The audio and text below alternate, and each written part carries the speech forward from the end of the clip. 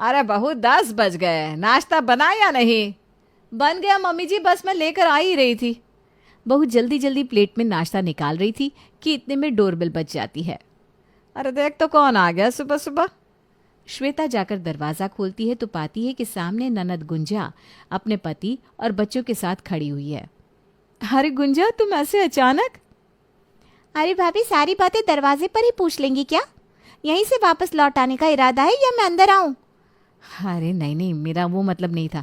आओ आओ, अंदर आओ, बैठो। श्वेता अपनी ननद गुंजा, नंदोई समीर और उसके दोनों बच्चों को लेकर अंदर ड्राइंग रूम में आती है। सास करुणा भी बेटी गुंजा को अचानक आया देखकर एकदम हक्की बक्की सी रह गई थी। अरे बहू, फोन किया था क्या गुंजा ने आने से पहले?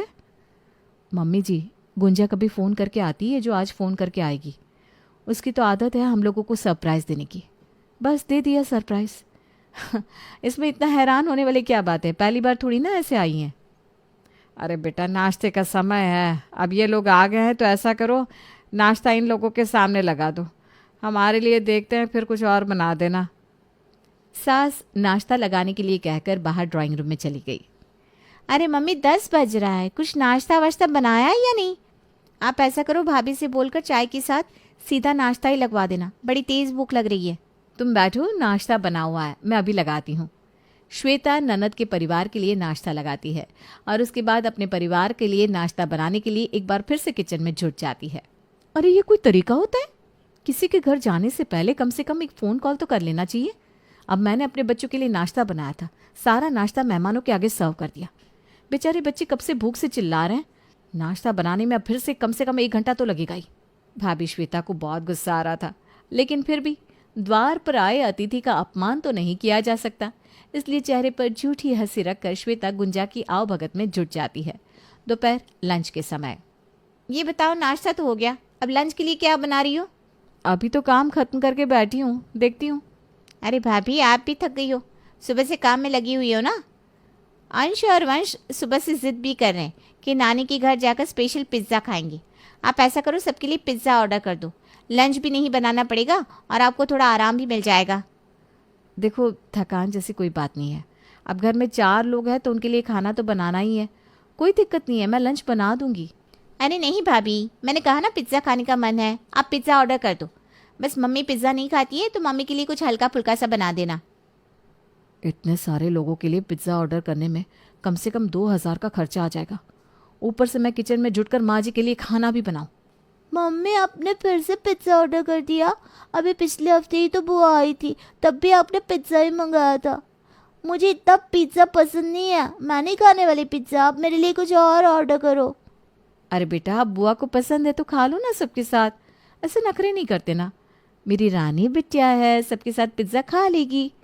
नहीं तो मैं दादी के लिए रोटी सब्जी बना रही हूँ, तुम वो खा लेना। नहीं मम्मी, ये गलत बात है।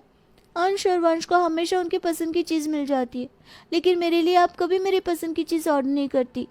मुझे तो आज मंचूरियन फ्राइड राइस खाना है, आप मेरे लिए वही मंगा दो।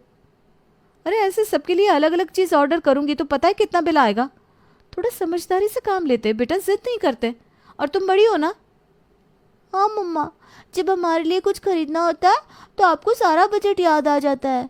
बुआ के लिए और अंश वंश के लिए तो आप कभी कोई चीज़ लाने के लिए मना नहीं करती, तुरंत उनके कहते ही सब कुछ हाजिर हो जाता है। ठीक है, मंगा लो उनके लिए पिज्ज़ा, मुझे कुछ नहीं खाना, कमरे में जा रही हूँ अपने। स्वीटी गुस्से में अपने कमरे में चली गई थी। देख रही है मम्मी जी, अब आप बताइए मैं करूँ तो क्या करूँ। अरे महीने का बजट हाथ से निकला जा रहा है, जेब में ढेला नहीं बचता महीने के आखिर तक। हर महीने ये क्रेडिट कार्ड से सामान खरीद कर काम चलाते हैं। समझ में नहीं आता कैसे सब संभालूं। ऊपर से आजकल के बच्चे माँ बाप की परेशानी समझना ही नहीं चाहते।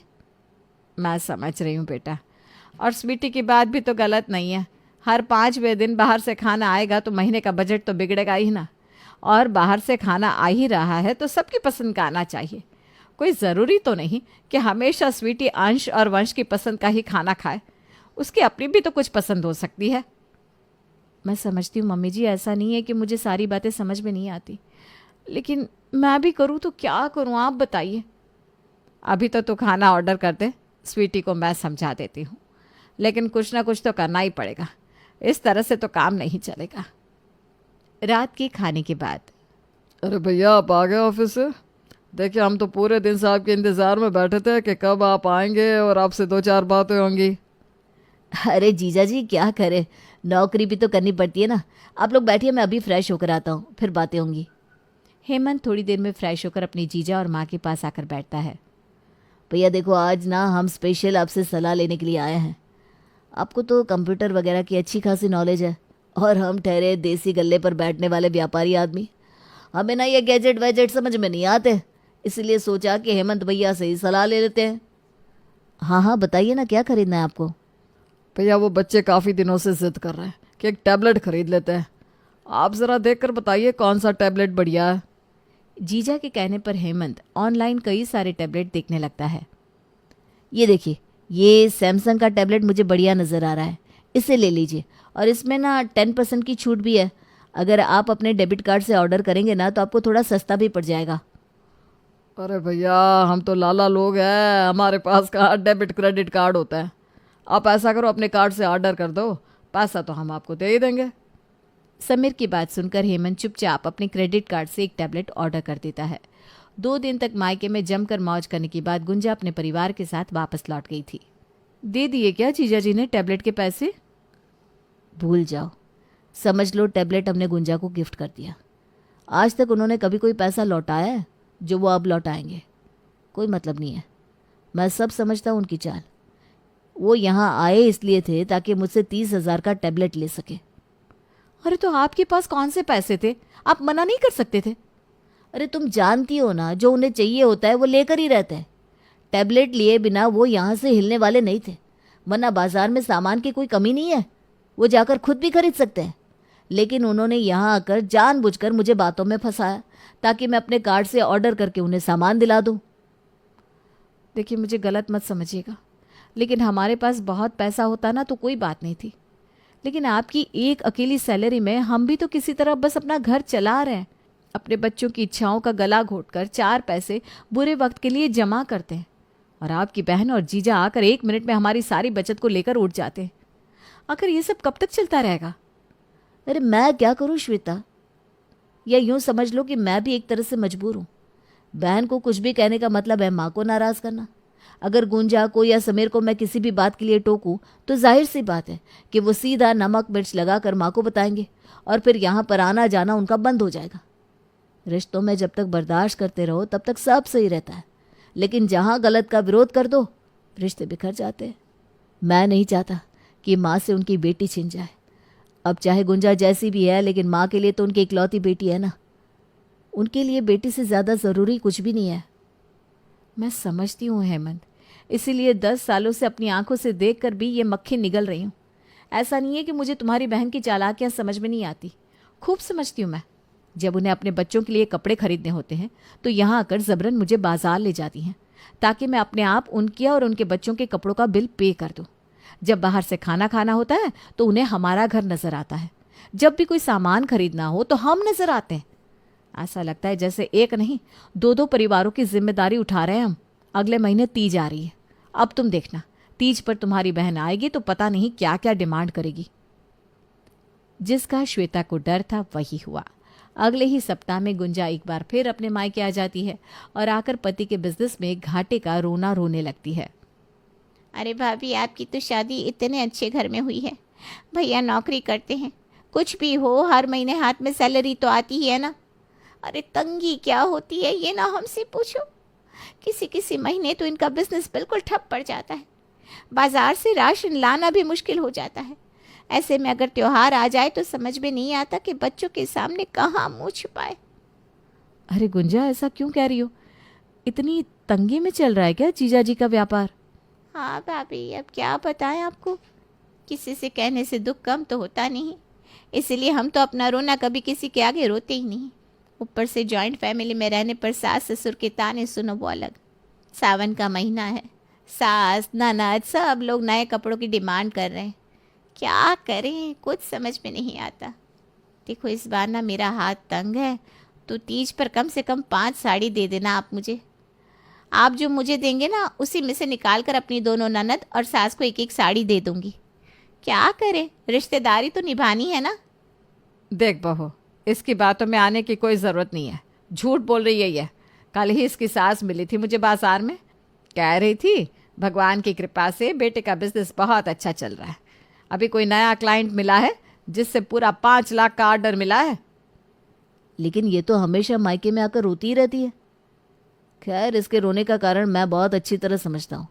बस मायके से ज़्यादा माल लेने के लिए ये झूठी सच्ची बातें किया करती है।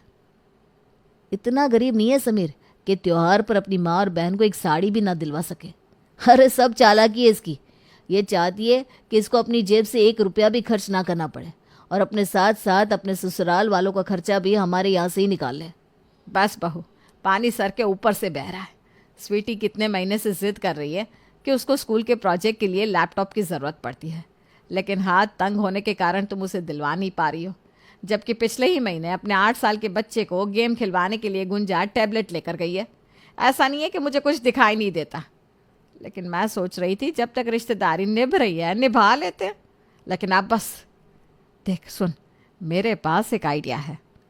अगले दिन, गुंजा, तुम तो हमेशा मेरी छोटी बहन की तरह ही रही हो। मैंने कभी तुम्हें अपनी बहन से कम नहीं समझा। हाँ भाभी, मैंने भी तो आपको हमेशा अपनी बहन की तरह ही प्यार किया है। पर हुआ क्या? ऐसी बातें क्यों कर रही हो? ठीक है, अगर तुम सच में मुझे अपनी बहन समझती हो ना, तो क्या कुछ दिनों के लिए मुझे अपने घर में रहने की जगह दे पाओगी? मुझे ना अब इस आदमी के साथ नहीं रहना। अरे तंग आ गई हूँ मैं अपमान बर्दाश्त करते करते। बात बात पर मुझे नीचा दिखाते हैं और यही ताना देते हैं कि मेरा इस दुनिया में कोई नहीं है, तो मैं उन्हें छोड़कर कहीं नहीं जा सकती। मैं ना तुम्हारे घर आकर कुछ दिन रहना चाहती हूँ, ताकि इन्हें भी तो एहसास हो कि मेरे मायके वाले ना हो तो कोई बात नहीं, लेकिन मेरी ननद ही मेरी छोटी बहन है। भाभी की बातें सुनकर ननद बेचारी धर्म संकट पे फंस गई थी। अच्छा भाभी, आप परेशान मत हो, आ जाओ। अरे भैया ऐसे स्वभाव के बिल्कुल नहीं है। देखना, जैसे ही गुस्सा ठंडा होगा अकल ठिकाने आ जाएगी उनकी। कुछ ही देर में श्वेता अपने दोनों बच्चों और सास को लेकर ननद गुंजा के घर पहुंच जाती है। क्या हुआ, आपका भी भैया के साथ झगड़ा हो गया क्या? मेरी बहू के साथ इतनी उल्टी सीधी बातें की उसने। मुझे उससे कोई रिश्ता ही नहीं रखना, कोई बात नहीं करनी उससे। जहाँ मेरी बहू रहेगी मैं भी वहीं रहूंगी। गुंजा को तो कुछ समझ में नहीं आ रहा था कि आखिर वो माँ और भाभी को क्या समझाए। फिलहाल तो वो मम्मी और भाभी को ले जाकर बैठक में बिठाती है और उनके लिए चाय नाश्ता बनाने लगती है। बुआ, बहुत तेज भूख लग रही है, आज खाने में क्या बनाओगी? बेटा, शाम के समय हम लोग दाल चावल बनाते हैं, वही बना दूंगी। नहीं बुआ, मुझे दाल चावल नहीं खाना। आप मेरे लिए रेस्टोरेंट से मंचूरियन और फ्राइड राइस मंगवा दो, मुझे बहुत पसंद है। मंगवाओगे ना? हैं? अच्छा ठीक है, मंगवा देती हूँ। बुआ, इसको खाने दो फ्राइड राइस, मुझे पसंद नहीं है। मेरे लिए आप फ्रेंच फ्राइज और एक ठंडी सी कोक मंगवा देना। अरे दीदी, बच्चों के लिए बाहर से खाना आ रहा है तो आप किचन में जाकर क्यों परेशान होगी? ऐसा करो ना, सबके लिए बाहर से ही मंगा लो। वैसे भी आप लोगों को पिज़्ज़ा पसंद है ना, चलो आज पिज़्ज़ा पार्टी ही कर लेते हैं। वैसे भी कितने दिन से बाहर का खाना नहीं खाया। भाभी के कहने पर बेचारी गुंजा सबके लिए बाहर से खाना ऑर्डर कर देती है। अगले दिन, मम्मी, टीचर ने लास्ट वार्निंग दी है, अगर अभी भी मैंने लैपटॉप खरीद कर प्रेजेंटेशन नहीं बनाई तो मुझे ग्रुप से बाहर कर देंगी। आप लोग मुझे क्यों नहीं दिलाते एक लैपटॉप? बेटा, तुम्हारे पापा तो अब हमारे साथ रहते नहीं और तुम्हारी मम्मी कमाती नहीं। बताओ इतना पैसा कहाँ से लाऊं मैं? फूफा जी प्लीज, आप मुझे लैपटॉप दिला दो ना। पापा को तो मेरी कोई चिंता ही नहीं, लेकिन मुझे पता है आप बहुत प्यार करते हो मुझसे। आप मेरे स्कूल में इस तरह से इंसल्ट नहीं होने दोगे। आप दिला दोगे ना मुझे लैपटॉप? और आपको पता है, ज़रूरी नहीं होता एक बार में पैसा देना, आप ईएमआई पर भी ले सकते हो। प्लीज़ फूफा जी। ठीक कह रही है बच्ची, अब दिलवा दो ना लैपटॉप। वैसे भी 2-4 हज़ार आपके लिए कौन सी बड़ी बात है, थोड़ा थोड़ा करके चुकाते रहना। दामाद जी, वैसे आपके ऊपर इतना बोझ डालना हमें अच्छा तो नहीं लग रहा, लेकिन अब जब आपके पास ही रह रहे हैं तो अपना सुख दुख भी आप ही को बताना पड़ेगा ना। देखिए, 3 दिन बाद ना जन्मदिन है बीनू का। हम इसके जन्मदिन पर हर साल बड़ी धूमधाम करते हैं। अब इस बार ऐसा समय है कि हम लोग यहाँ रह रहे हैं। अगर बच्चे का जन्मदिन नहीं मनाएंगे तो बड़ा मायूस हो जाएगा। अब ज़्यादा कुछ मत करना, बस एक 2-2.5 किलो का केक बनवा देना और बच्चों के लिए कपड़े ले आना। और हमने ना इसको पिछले साल से वादा कर रखा है कि जन्मदिन पर नई साइकिल दिलाएंगे। बस एक साइकिल का जुगाड़ और कर लेना किसी तरह, बाकी ज्यादा धूमधाम की कोई जरूरत ना है। हाँ। अरे इतना सब कुछ तो बता दिया, अब क्या जान लोगे जन्मदिन के नाम पर? 20,000 का खर्चा बता दिया और ऊपर से कह रही है ज्यादा धूमधाम की जरूरत नहीं है। श्वेता और उसके परिवार को गुंजा के यहाँ आए लगभग 1 सप्ताह हो गया था और इस 1 सप्ताह में गुंजा हजारों रुपए खर्च कर चुकी थी। ऊपर से 3 टाइम का खाना बनाना और पूरा दिन बच्चों की झिकझिक सुनकर अब उसका सब्र जवाब दे रहा था। अरे मम्मी, आप यहाँ आकर बैठ गई हो। समझदारी दिखाकर भैया भाभी में सुलह नहीं करा सकती थी क्या आप? अब आप ही सोचो, हमारे यहाँ पर कोई मिल विल तो चल नहीं रही। अरे इतना खर्चा हो रहा है, कैसे अफोर्ड कर पाऊंगी मैं? और देखो, मैं ना आपको साफ साफ बता रही हूँ, अब मैं ज़्यादा दिन आप लोगों का खर्चा नहीं उठा पाऊंगी। आप भैया से बोलकर उनकी सुलह करवाओ और उन्हें कहो कि भाभी को लेकर जाए यहाँ से। अरे बेटा, ऐसे कैसे कह दूं कि श्वेता को लेकर जाए यहाँ से? अरे भैया, अधिकार से आए अपनी बेटी के घर, ऐसे भी क्या जल्दी है हमें यहाँ से भागने की? अरे माँ, आपको समझ में नहीं आ रहा क्या? मैंने बोला ना, हमारी कोई मिल विल नहीं चल रही है। इतना खर्चा कहाँ से कर पाएंगे हम लोग? क्यों बेटा, बस 7 दिन में ही अकल ठिकाने आ गई? और जो तू पिछले 10 साल से कर रही है अपने भाई भाभी के साथ, उसके बारे में सोचा है?